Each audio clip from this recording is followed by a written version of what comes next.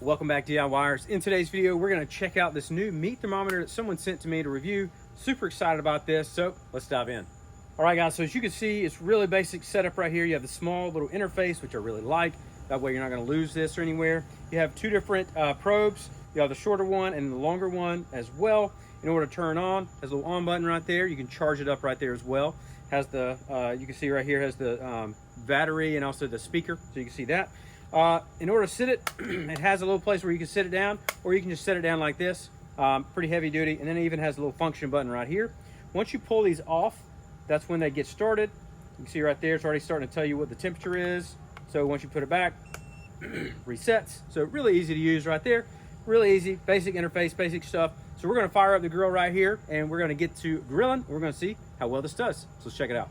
So tonight we are cooking some chicken poppers. These are chicken with bacon wrapped around them. So excited about this and testing out the new thermometer as well. You can see the little setup right here on my Pit Boss. All right, guys, so these have been grilling now for a few minutes. What we're gonna do is open this up and go ahead and put a couple probes in and see where they're at.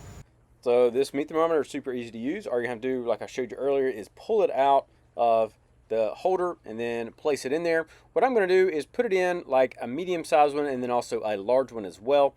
Just want to make sure I know kind of where they're at, and immediately as soon as you push it in, it will start telling you the temperature of your meat, which is really cool.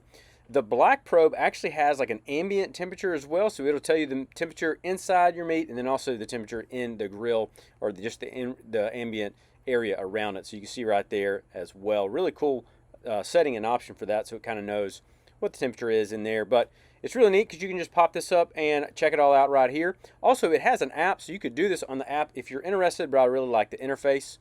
I grabbed my other thermometer. I wanted just to kind of test it and make sure everything is correct on here.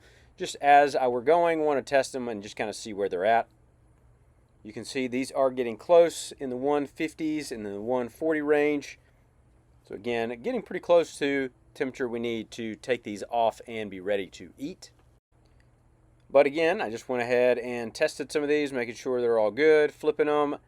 One thing you don't want to do is get the probes too hot, so you want them to like be on the grill or any kind of thing like that. So you do want to kind of protect them a little bit, which is good. You don't want these to be ruined. And again, I'm just kind of testing all the ones around it just to make sure. You see right there getting really close, 160 and then 163. I started taking a few of these off because they have gotten done. And just testing them out to see exactly where they're at. In the low 160s as well, so just checking them out just to see when they might be ready.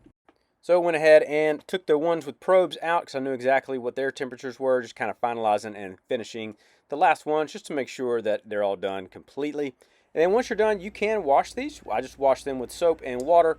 The white probe did get a little hot, so you do want to be careful about that, but it's still working fine, so that's good. We know that they're pretty heavy duty and hardy as well.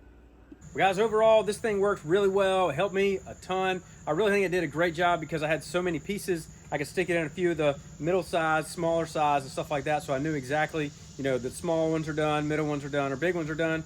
I also think it worked really well with like bigger items like steak and chicken or turkey or whatever you're going to be grilling.